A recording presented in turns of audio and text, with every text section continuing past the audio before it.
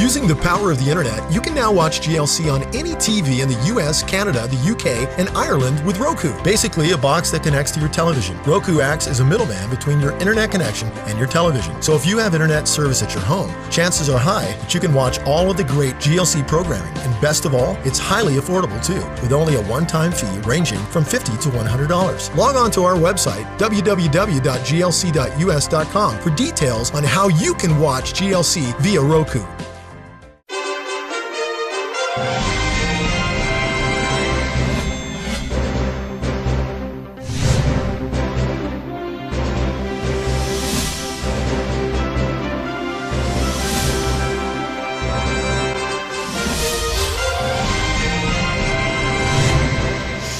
Well, welcome to Update, and put on your seatbelt because the Coopers are here. I don't have my seatbelt on. Well, you better put it on. Okay, where are we going first, Whatever ladies? that means. Well, it's Monday. Yep. It's October. I know, we're I sitting can't here get and Mom over says it being October. it's October. I'm like, yeah, Mom, it's October 6th. And then I was telling everybody it's really strange. When I went down for the count, that was April 29th. And that seems like it was like 2.5 months ago. Mm-hmm. It was 5 months ago. I'm like, And here we are at Sukkot. here we are coming up on Sukkot. Sukkot. And I'm like, why aren't I in Israel? Yeah, and I don't think we will see the blood moon. I think it will be in Israel. But the moon will be full. You can count on that. It's already bulging. Well, I guess we actually have a letter. Oh, good news is that I will probably be working with Ginny tomorrow, maybe even after hours tonight, show her how to process some of the bookstore stuff, because the good news is the majority of stuff came in from Dr. Booker today. Mm-hmm. Not everything, but the majority of it. So we can really start processing now. Good. Yeah, so. That's great. Yep. I'm ready to get that stuff out the door. That's right. Oh, but one thing I was thinking of is the majority of our supporters are going to be getting his book, Remembering Crystal Knock. Well, that's coming up. This is a great time to get it. So I really want to get those in people's hands quickly. You bet. Quickly. So there you are. You want to share your letter with us? I will share 2 letters with you today. I cannot go even to church, so this is my way to help spread the story of Jesus. Thank you for the work you have done. Opal from Aztec, New Mexico. The second letter is the GLC staff.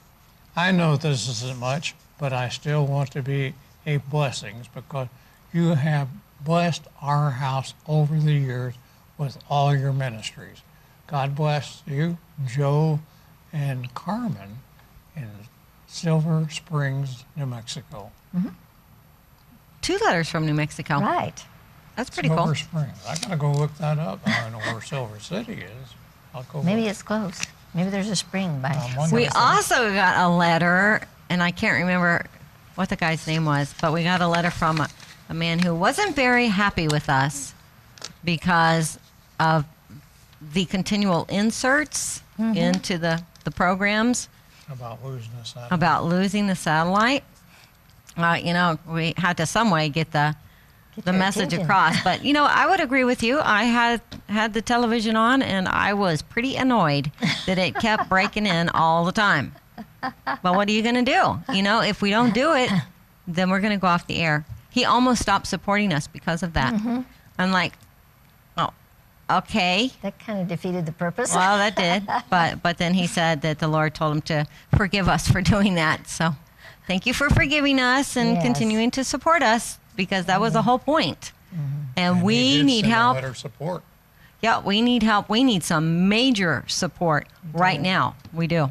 So there you are. You got a devotion, Well, Mama? my devotional is, I think, pretty appropriate for today. It's called Love Motivated Warfare. It's by Francis Frangipane.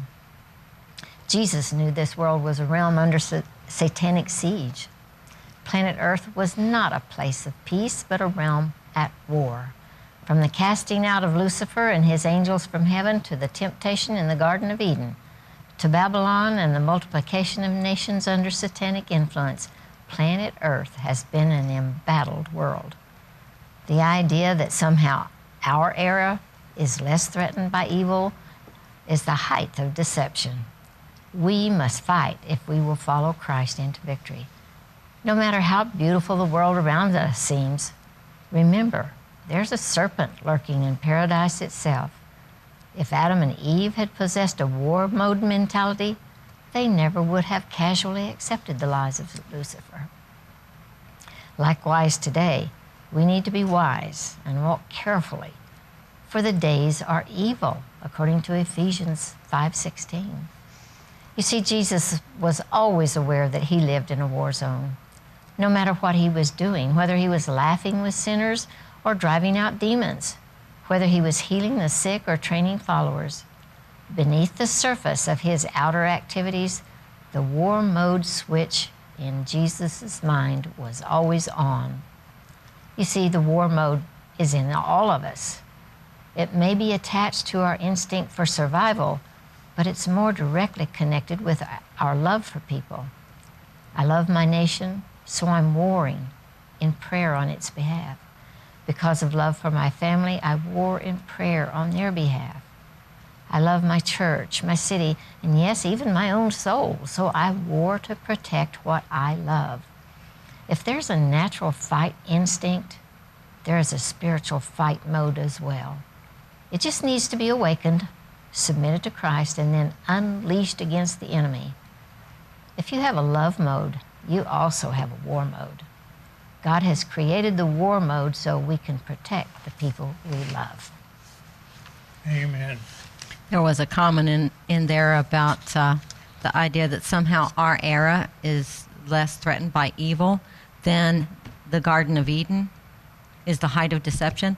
Boy, isn't that the truth? It's because, that was kind of like the beginning of mankind. And here we are. I mean, the enemy knows the prophecies better than we do. He's been trying to figure out these prophecies, but he can't do it. Unfolding. But he knows that his end is drawing near now. Yeah. So, man, Right. he's unleashing everything he can think of to, Isn't he? win. Neither one of you know what I'm working on. But I woke up this morning and the Holy Spirit was saying, "You know where you're at? You're in the 40th year of the war against the prince of the air. Did you know it was 40 years ago that we made the decision? It was 40 years ago at the end of this month that we made the decision to move to Roswell. Did you remember that? Well, I didn't know that. I was pretty young. Before you were born at your age. But anyhow, Oh.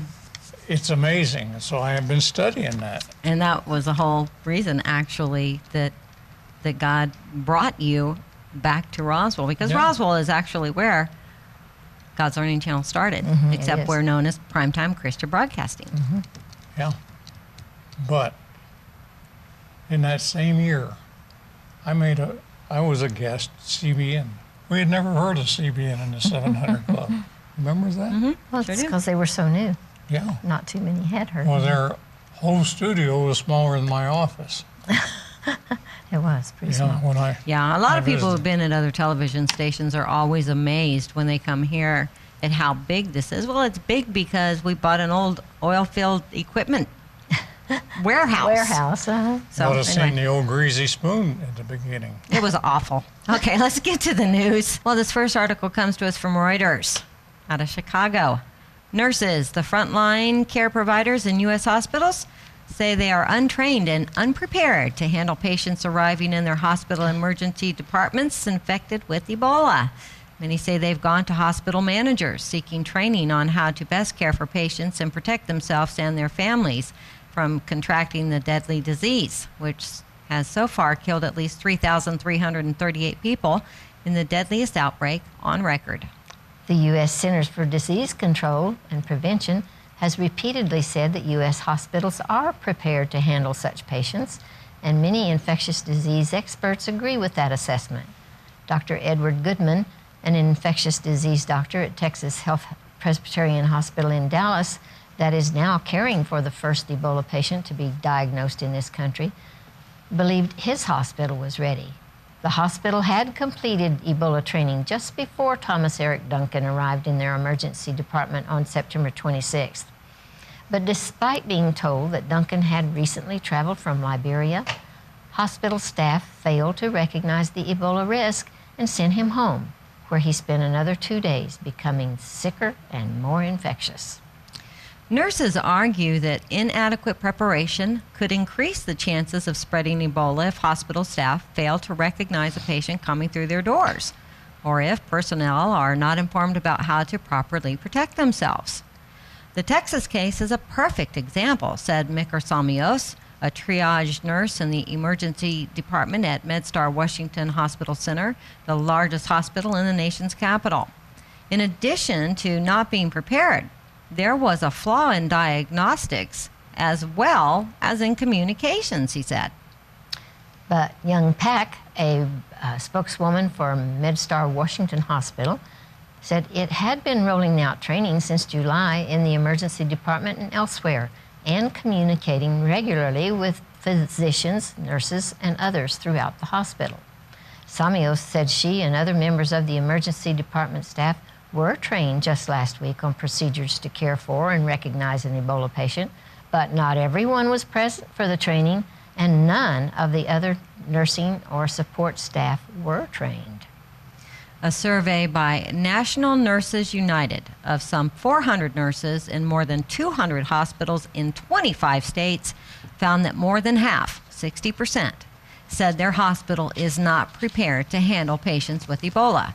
And more than 80% said their hospital has not communicated to them any policy regarding potential admission of patients infected with Ebola.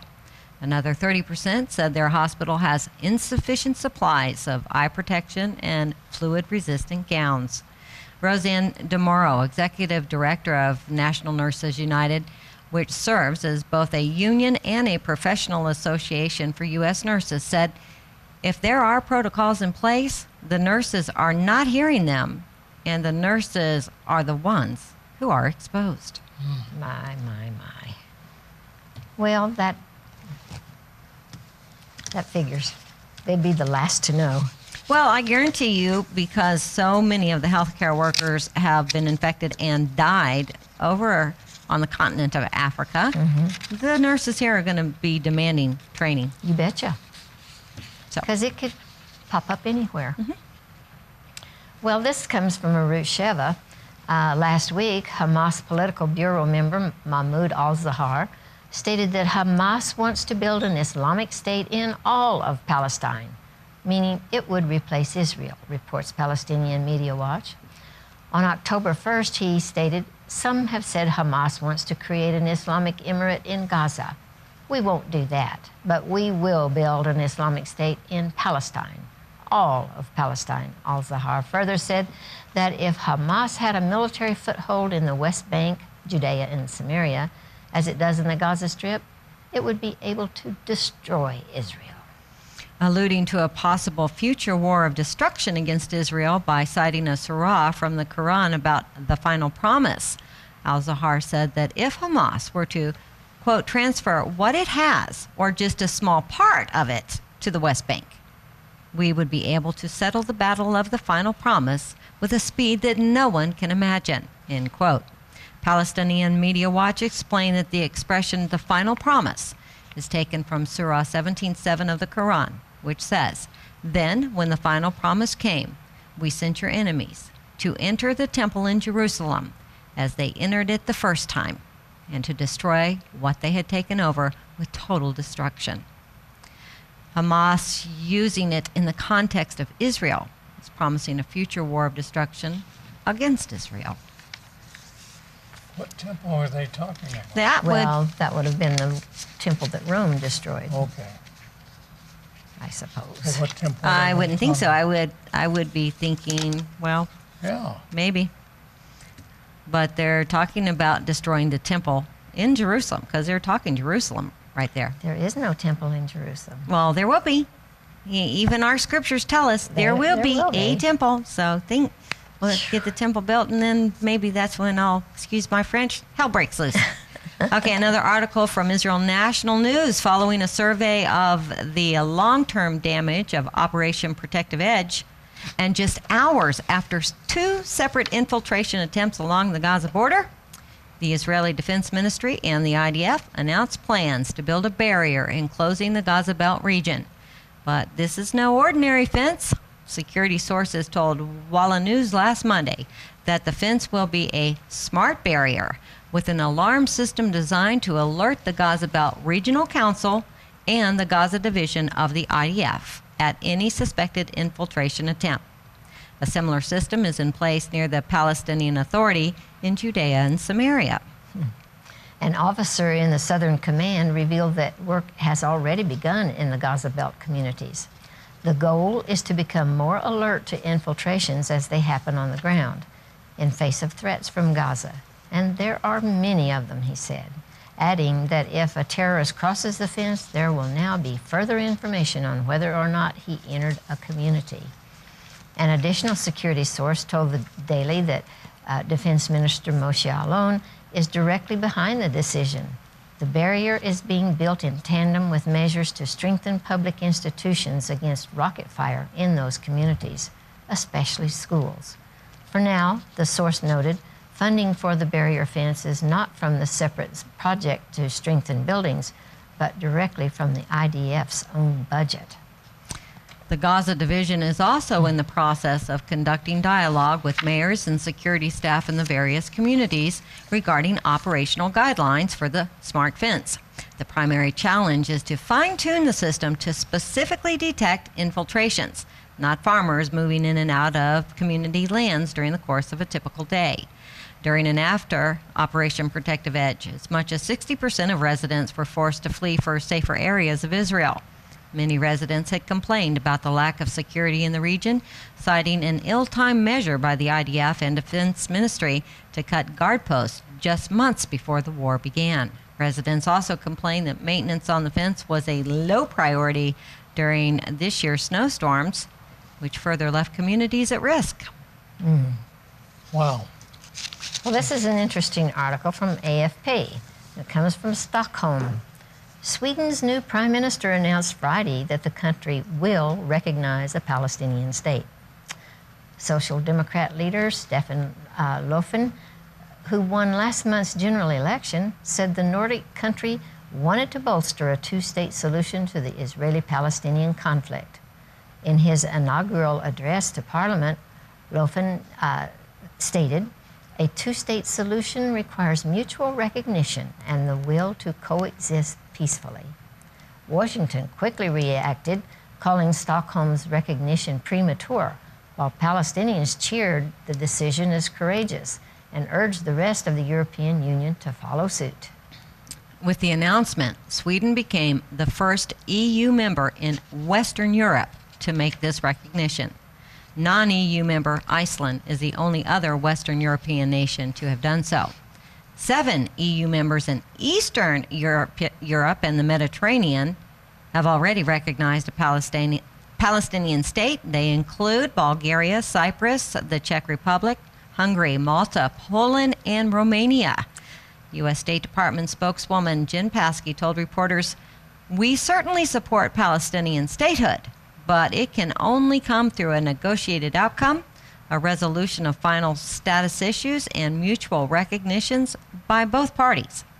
Israelis and the Palestinians," Psaki said, "must be the ones, quote, to agree on the terms on how they live in the future, 2 states living side by side." At least 112 countries have recognized a Palestinian state, according to an AFP count, although a Palestinian estimate puts the number at 134. Löfven's Social Democratic Green Party coalition, which formed a minority government on Friday, is more supportive of demands for a Palestinian state than Sweden's previous center-right administration.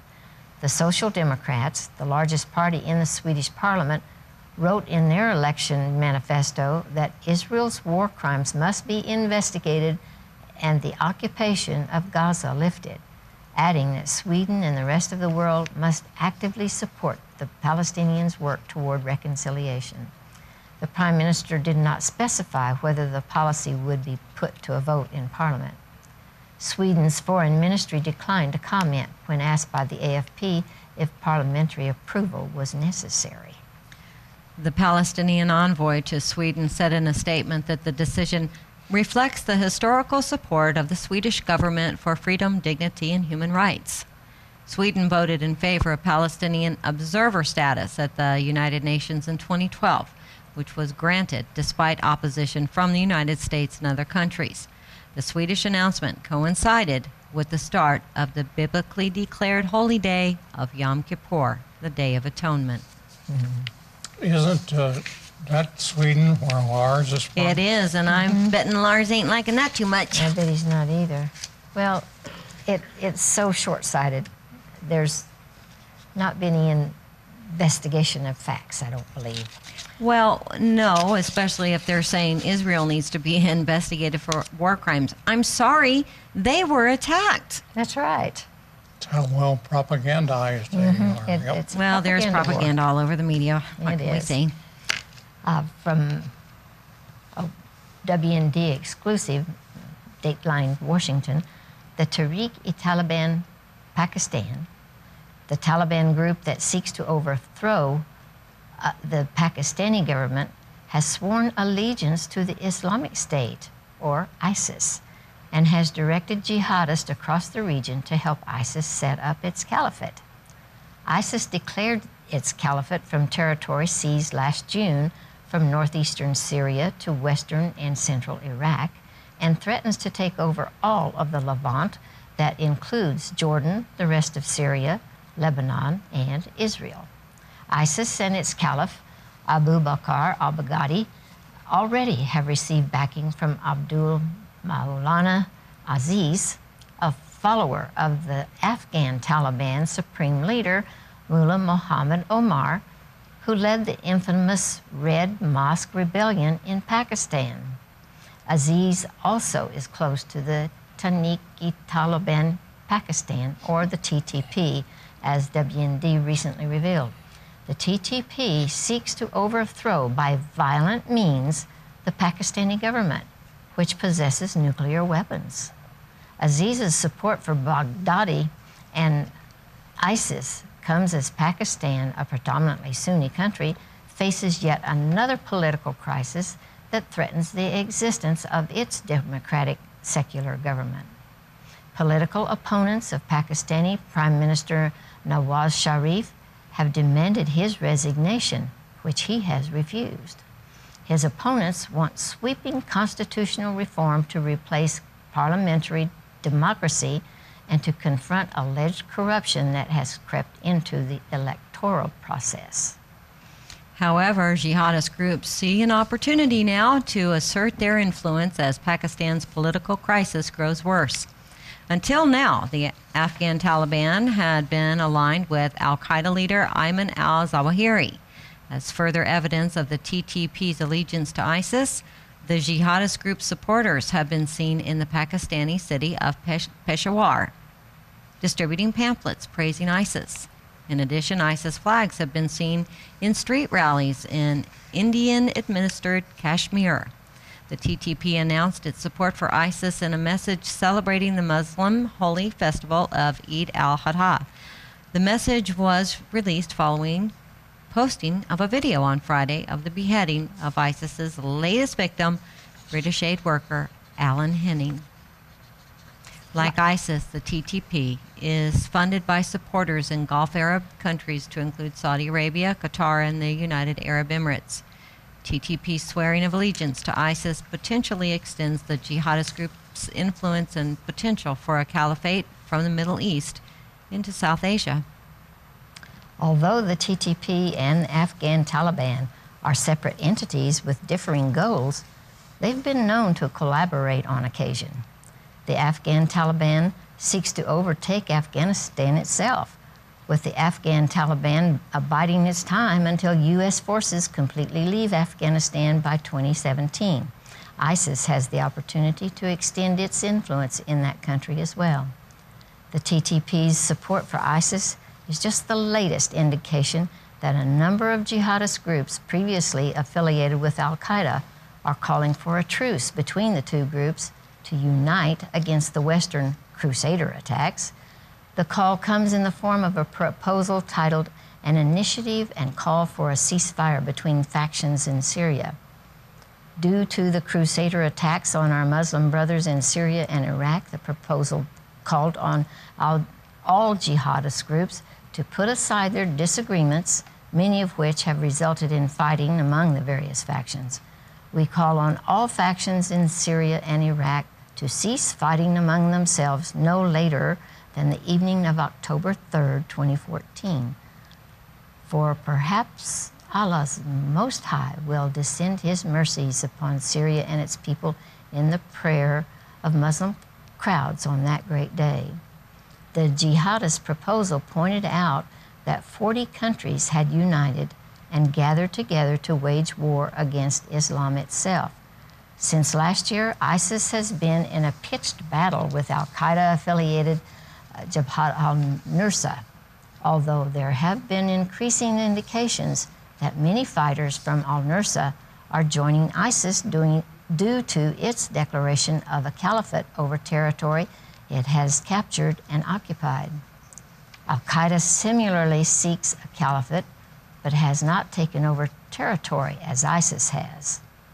That article was by Michael Maloof. He's a senior staff writer for WND.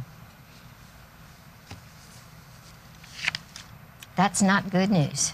It's not good news, but I have some good news right here at the end from Israel National News. In a precedent-setting ruling, Vice President of the Jerusalem District Court, Judge Moshe Drori, ruled that the Palestinian Authority is civilly liable for the murder of 3 Israelis. The suit was filed by the estates and relatives of the victims, Yaniv bin Shalom, his wife, Sharon bin Shalom, and her brother, Doron Yosef Sawari, who were killed in a shooting in August 2001 during the Second Intifada. The couple's 2 daughters, who were toddlers at the time of the incident, were also injured in the vehicle and injured. These orphans were adopted by their aunt on their father's side and her husband. The plaintiffs claim that it was the Palestinian Authority, the PA, who gave the weapons to the terrorists who carried out the attack and therefore is vicariously responsible for its implementation. Indeed, the armed wing of the PA's ruling Fatah party, the Al-Aqsa Martyrs Brigade, was responsible for scores of deadly terrorist attacks during the Second Intifada. The PA responded by saying it's entitled to immunity from tort claims by virtue of being a state. But the judge stated in his decision that the PA was liable for the attack and could not enjoy the protection afforded to a state in this context. Pursuant to the foreign minister's papers filed in the case, the PA is not entitled to immunity. It is clear that there is not a state nor a political entity. There is no need to replace the discretion of the judgment of the court because it does not address a matter of administrative discretion or the executive branch, said the judge. The only matter was to check whether there were tortuous wrongs, such as that the plaintiffs were injured. I did this and I concluded it was so. Hence, I reject the PA's claims regarding the State Act. The judge added that it's infuriating to read the PA claim that providing money or weapons to perpetrators of terrorist attacks is part of its actions as a state. Such claims should be rejected with both hands. Following this ruling, both sides will now present their arguments about the size of damages. And then once that process is complete, a final judgment will be given in the case. So that's actually good news. That is a good one. Mm-hmm. So anyway, what did you tell me is on tonight? Humberto Perez. Humberto Perez. Oh, okay. Now, we won't see you tomorrow because it's Tuesday, but you want to be sure and tune in tomorrow night for a brand new program with Gary Bird. Mm-hmm. We love you.